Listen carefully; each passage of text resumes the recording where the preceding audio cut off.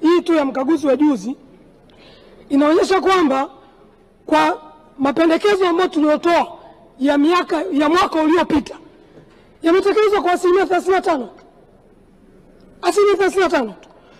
Kwa taarifa za mkaguzi mkuu wa hesabu za serikali, kuna mapendekezo tokea mwaka 2019 hajatekelezwa. 2020 hajatekelezwa. 2030 hajatekelezwa. Lakini kwa sababu watu wanajua kwamba hawana kipindi ambacho wanatakiwa wajieleze bunge kile ambacho tumewaambia wakafanyia marekebisho, wamefanyia kiasi gani, wana relax. Sasa tukitengeneza hiyo ratiba, manake mawaziri walipopewa dhamana kuwasimamia ma-accounting officer huko, watahakikisha wanakimbizana nao hizi hoja zifike mwisho. Ni swala la aibu, Mheshimiwa Spika.